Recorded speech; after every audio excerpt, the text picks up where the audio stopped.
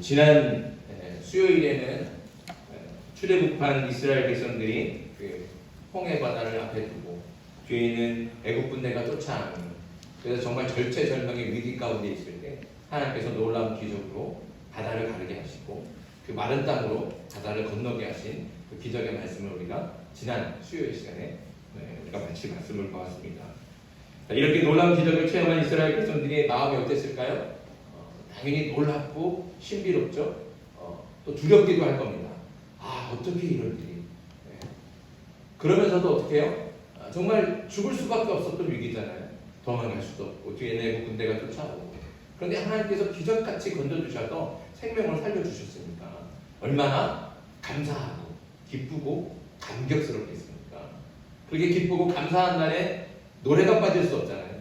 그래서 오늘 본문의 말씀은 바로 그런 기적의 순간에 하나님께서 베푸신 은혜를 기뻐하고 감사하면서 그 감격을 이렇게 노래하는 말씀을, 또 하나님을 찬양하는 것을 우리가 보게 됩니다.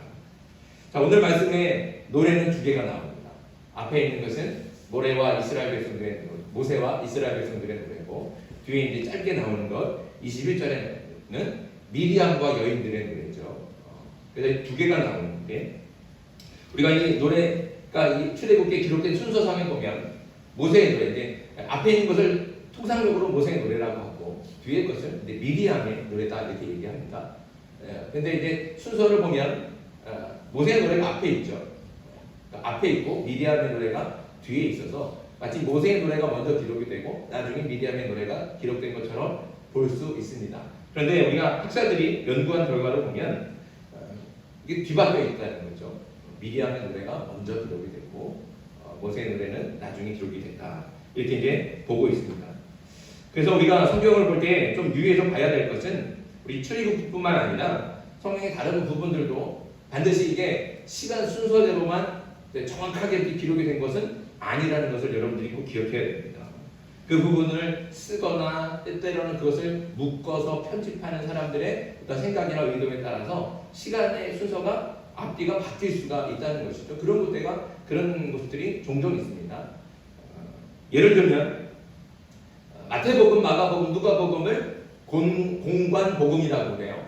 그래서 이것은 그러니까 예수님의 일대기, 예수님께서 탄생하시고 또 공생의 가운데 사역하시고 그리고 십자가를 지시고 고난을 당하시고 십자가에서 죽으셨다가 다시 부활하시고, 이 어떤 그 예수님의 어떤 일대기잖아요. 이 흐름을 같은 내용으로 바라보고 기록하고 있는 것이 공관복음서예요. 요한복음은 좀 다르죠. 요한복음은 예수님을 시각적으로 해석한 말씀이에요. 근데 이제 물론 마태, 마가, 누가도 그런 해석이 들어있지만 기본적으로 역사적인 어떤 흐름을 계속 이어가고 있다. 그래서 관절이 같다. 그래서 공관복음이라고 합니다. 그러니까 다시 말씀드리지만 마태, 마가, 누가는 예수님의 탄생부터 십자가의 죽음과 부활까지 쭉 어떤 일목요연하게 내용이 비슷합니다. 비슷하지만 세부적으로 안에 들어가 보면 내용은 같지는 않아요. 차이가 분명히 있습니다. 차이가 분명히 있죠. 여기서 예를 들어보면 우리 복음서 안에 예수님께서 베드로의 장모를 고쳐준 이야기가 있습니다. 그렇죠? 이 이야기가 마태복음에 보면 갈릴리에서 제자들을 부르신 다음에, 그리고 부르시고 그리고 산상수훈도 하시고 중풍병자, 나병 환자도 고치시고 백부장의 하인까지 다 고치신 다음에 그 다음에 베드로의 장모를 고친 기록이 나와요. 이 순서가 이래요. 근데 마가복음에 보면 갈릴리에서 제자들을 부르신 다음 바로 베드로를 집에 찾아가서 베드로의 장모를 고쳐주고 그런 다음에 나병 환자와 중풍병자를 고치는 말씀이 나옵니다. 그러니까 마태복음과 마가복음의 순서가 다르죠. 그런데 누가복음이 또 다릅니다. 누가복음에는 베드로의 장모를 고친 이야기가 가장 먼저 나와요. 제자들을 부르기 전부터 나와요. 갈릴리에서 제자들을 부르기 전에 먼저 베드로의 장모를 고치고 그 다음에 갈릴리에 가셔서 제자들을 부르시고 그 다음에 나병 환자와 중풍병자를 고치는 말씀이 이어서 나옵니다. 이렇게 같은 이야기를 쓰고 있음에도 각자의 상황과 의도에 따라서 순서들이 다를 수 있습니다. 이것을 가지고 어떤 것이 맞고 어떤 것은 틀리다 이렇게 말할 수가 없죠. 어떤 것은 진짜고 어떤 것은 가짜다 이렇게 말할 수가 없는 겁니다. 그것은 각 복음서마다 기록된 시대가 다르고 또 그 복음서를 쓰게 된 역사적 상황이 다르고 또 그 복음서를 읽게 된 대상이 조금씩 다르기 때문에 그리고 결정적으로 그 복음서를 쓴 사람이 각자 마태는 마태가 쓰고 마가는 마가가 쓰고 누가는 누가가 쓰잖아요. 그렇죠? 이렇게 사람이 다르잖아요. 사람이 다르니까 당연히 이야기가 조금씩 다를 수밖에 없다는 것이죠. 차이가 있다는 거예요. 다시 말씀드리지만 이것은 틀린 것이 아니에요. 다른 거죠. 그래서 이 다른 것들을 이렇게 종합해서 보다 보면 우리가 예수님의 이야기가 사실은 2000년 전이잖아요. 그렇죠? 2000년도 넘은 이야기예요. 우리가 예수님을 만난 적도 없고 본 적도 없고 어떻게 생긴지도 모르고 그러니까 알기는 굉장히 어려운데 이렇게 예수님에 대해서 다양한 시각을 가지고 있는 사람들이 자기의 시각으로 따라서 예수님을 설명하고 있으니까 이것을 종합해서 보면 더 큰 예수님이 더 온전한 예수님이 발견되어지고 볼 수 있다는 겁니다. 그래서 이건 틀린 게 아니고 다른 거고 다른 부분들을 우리가 같이 종합해서 보다 보면 더 큰 하나님의 말씀과 진리를 알게 된다는 겁니다. 이런 차이는 성경에서 여러 군데 찾아볼 수 있습니다. 복음서뿐만 아니고 또 출애굽뿐만 아니고 또 열왕기서와 역대기서도 마찬가지죠.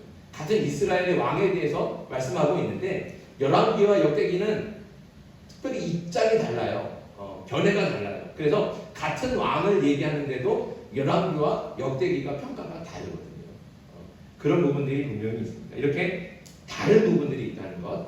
여러분들 그래서 여러분들이 이런 것들을 유념해서 성경을 읽다 보면 훨씬 더 성경이 뭐라 그럴까요? 좀 다이나믹하다 그럴까요? 이건 여기서는 이렇게 말씀하네. 여기도 마태복음에 이렇게 말씀했는데 여기 이렇게 있네. 그러니까 성경이 좀 다이나믹해져요. 좀 생동감이 있어지거든요. 그래서 그냥 무작정 읽기보다는 그런 것들을 유념해서 기억하시면서 보다 보면 좀 더 생동감 있게 또 진리에 가깝게 말씀을 보게 될 줄 믿습니다. 설명이 길어졌는데요. 오늘 본문도 그런 겁니다. 출애굽기 본문의 순서상으로는 모세의 노래가 먼저 나오고 그 뒤에 미리암의 노래가 나오지만 신학적으로 연구해 보면 미리암의 노래가 먼저인 것을 알 수 있습니다. 몇 가지 증거를 찾을 수 있는 게 우선 우리가 비슷한 내용이 이렇게 같이 나와 있으면 짧은 게 먼저 기록이 된 걸까요? 긴 게 먼저 기록이 된 걸까요? 한번 생각해 보세요. 짧은 게 먼저 기록이 됐을까요? 긴 게 먼저 기록이 됐을까요?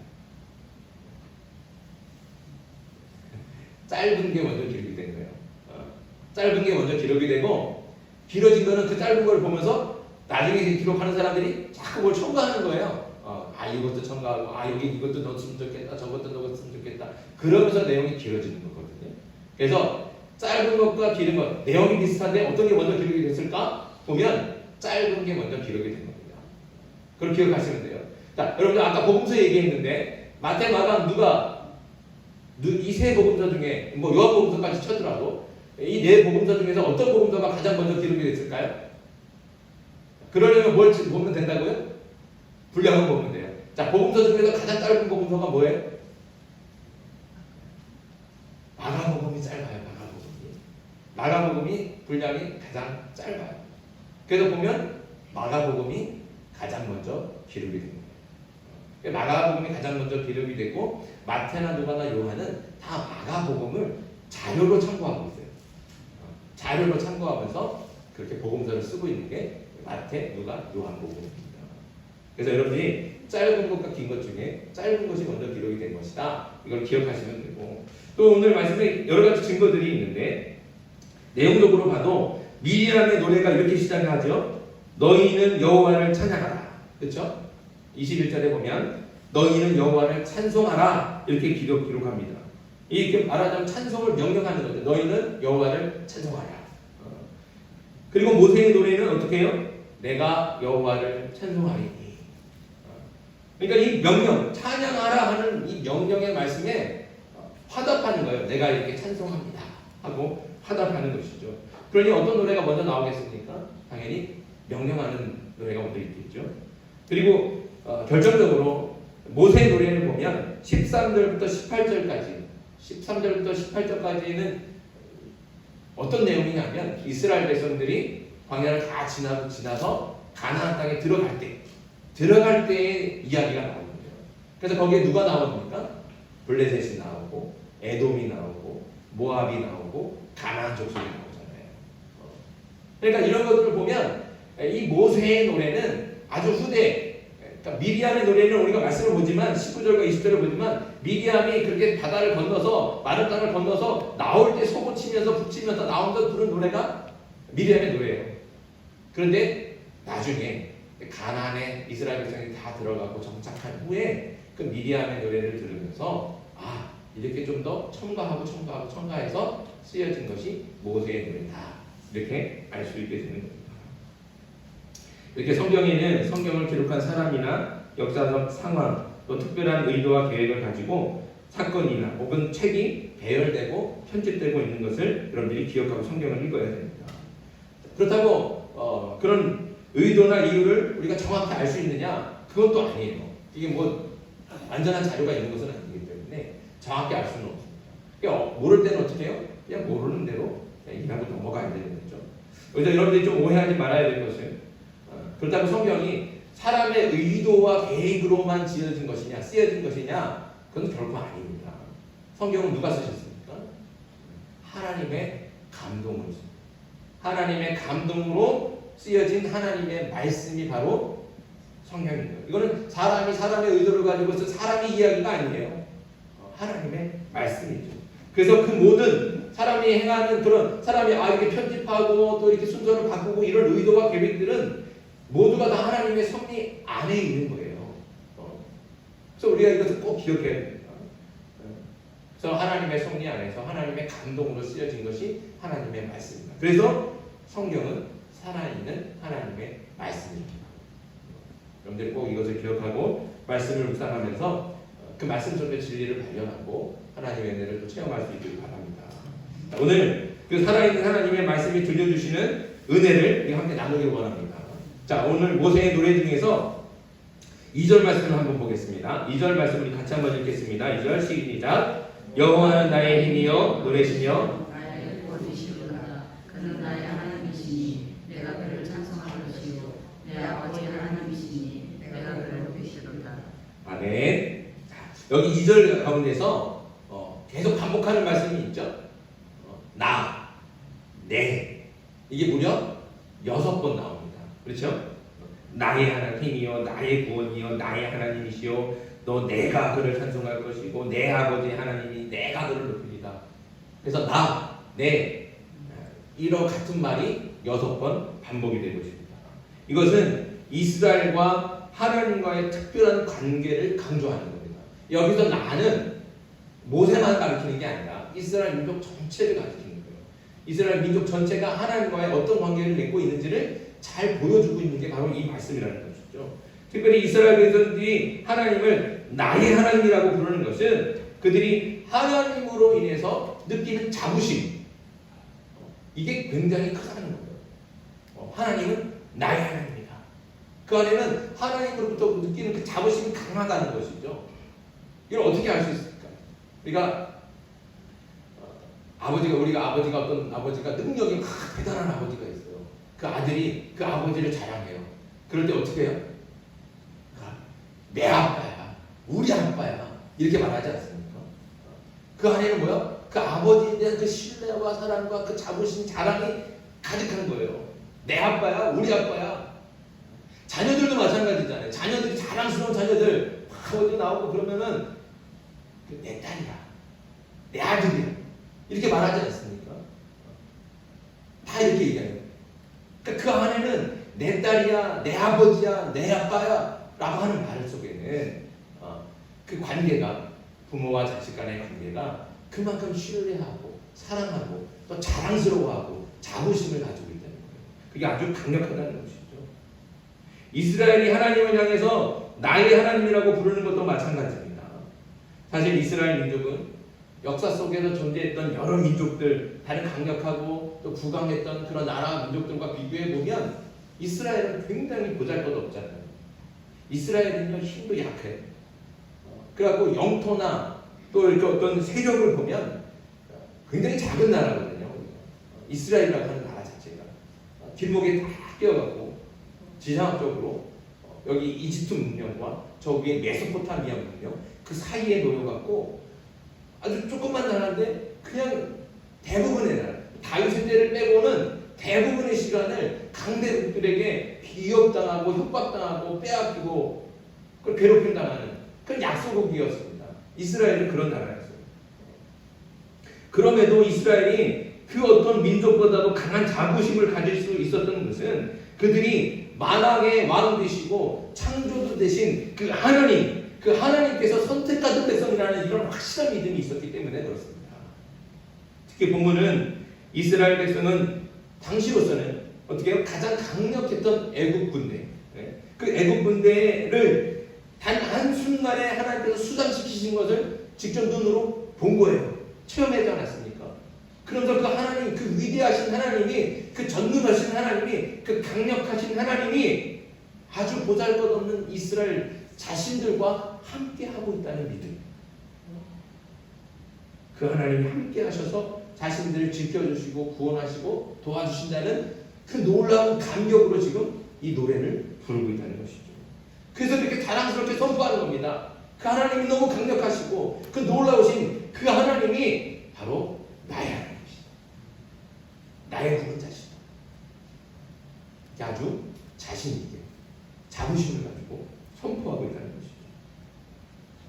이렇게 하나님이 위대하신 능력을 항상 체험하며 그 하나님을 노래했던 사람이 또 있습니다. 바로 다윗이죠. 다윗은 자신이 쓴 시편의 여러 곳에서 자주 고백하지 않습니까? 여호와는 나의 반석이시요 나의 요새시요 나의 피난처시요 나의 하나님이시요 나의 피할 바위시요 나의 구원의 뿌리시요 나의 산성이시로다. 시편에 여러 군데 나오죠. 다윗이 이렇게 고백하는 거예요. 다윗은 늘 이렇게 하나님을 고백하며 찬양했습니다. 이 고백은 결국 자신의 모든 능력의 근원이 어디에 있습니까? 하나님에게 있습니다. 자기가 왕이라서 강력한 왕권이 있고 권력이 있어서 거기서 노래를 하는 게 아니에요. 내 능력은 내 것이 아니라 하나님.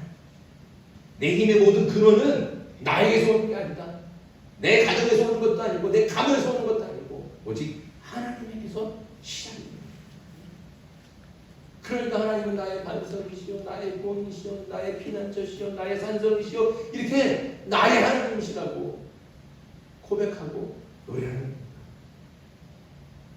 다윗이 골리앗 앞에 섰을 때도 거듭되는 사울의 위협과 음모에도 또 그를 대적하는 모든 대적들과의 싸움에서도 하나님께서는 항상 그와 함께 하셨으며 그를 이기게 하셨습니다.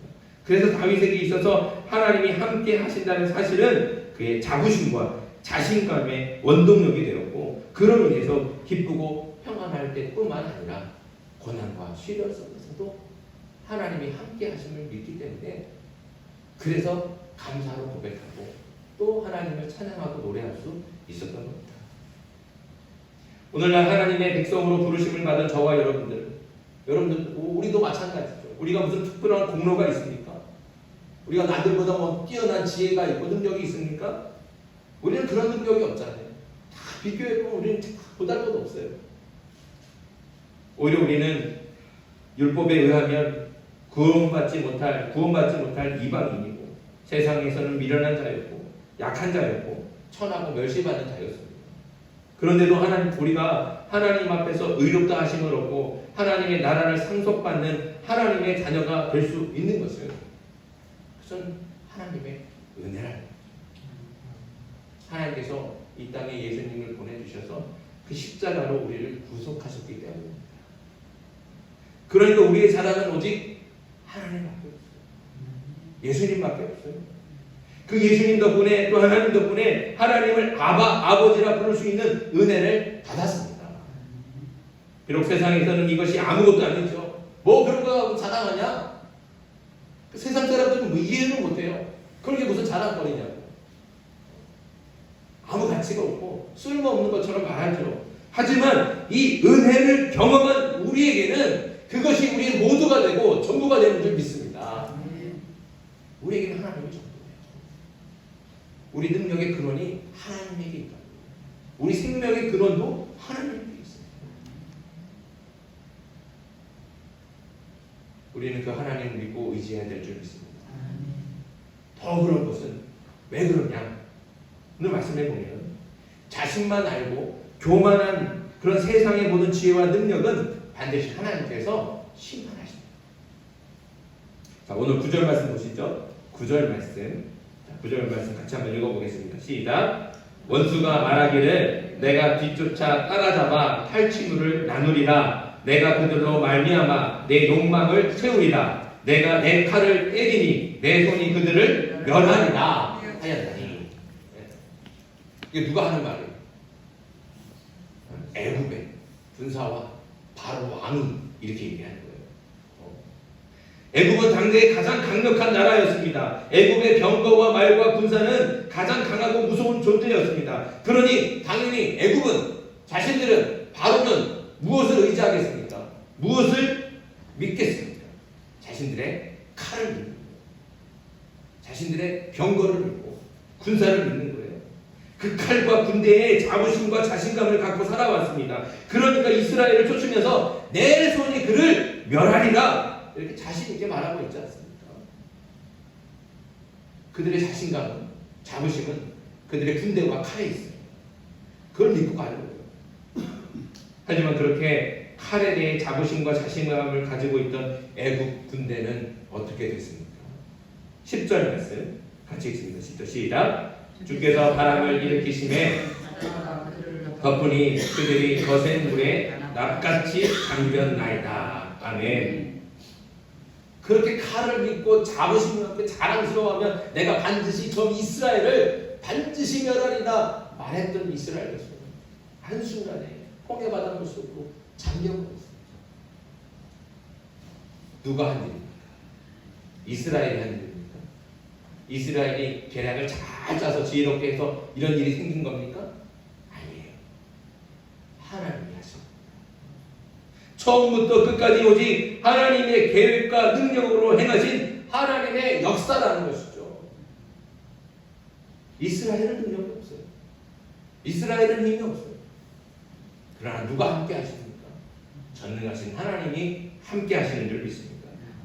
교만하고 헛된 세상의 힘과 지혜와 능력은 반드시 멸하여 없어집니다. 그것이 지금 잠깐 세상 가운데서 사람을 뭐 이렇게 풍하게 하고 잘 살게 하고 막 행복하게 만들고 막 높은 자리에 올려주고 그런 것 같지요. 그러나 그것을 믿고 의지할 때 반드시 그것이 무너지고 반드시 그것이 멸하게 될 줄 믿습니다. 바벨탑이 그렇잖아요. 바벨탑. 그 바벨탑 세워가면서 사람들이 다 그걸 믿었어요. 자신들의 지혜를 믿었고 자신들의 능력을 믿었고 야 우리가 이만하다. 그러면서 바벨탑을 세워갔어요. 그러나 하나님께서 그것을 용납하지 않으신다. 그 자만한 그 교만한 지혜 그런 교만한 힘 반드시 하나님께서 멸하시고 심판하십니다. 그러니 그것을 의지할 일이 있습니까? 세상 사람들은 그게 단 줄 알아요. 그걸 쫓아가죠. 그러나 우리는 하나님의 은혜를 경험했습니다. 하나님께서 이렇게 말씀 가운데 홍해 바다를 가르셔서 마른 땅을 걷게 하시고 뒤쫓아오는 애국 군대를 한순간에 홍해 바다에 수장시키는 하나님의 능력을 우리가 보지 않습니까? 그 하나님께서 우리의 삶에 함께 하시는 줄 믿습니다. 그 하나님께서 우리를 순간순간 매 순간순간마다 우리가 힘들고 어릴 때마다 우리를 지켜주시고 도와주시고 선한 길로 인도하시는 줄 믿습니다. 그 은혜를 우리가 경험하지 않습니까? 그러니 우리 힘의 근원을 어디에 두겠습니까? 우리 자부심이 어디에서 나와야 되겠습니까? 돈에 있습니까? 권력에 있습니까? 능력에 있습니까? 지혜에 있습니까? 아무것도 없습니다. 오직 하나님에게 있는 줄 믿습니다. 사랑하는 성도 여러분, 여러분은 무엇으로 자랑을 삼고 있습니까? 여러분의 자부심과 자신감의 원동력은 무엇입니까? 이 거친 세상을 살아갈 유일한 힘의 근원은 오직 하나님이시며 예수님이시며 성령님이신 줄 믿습니다.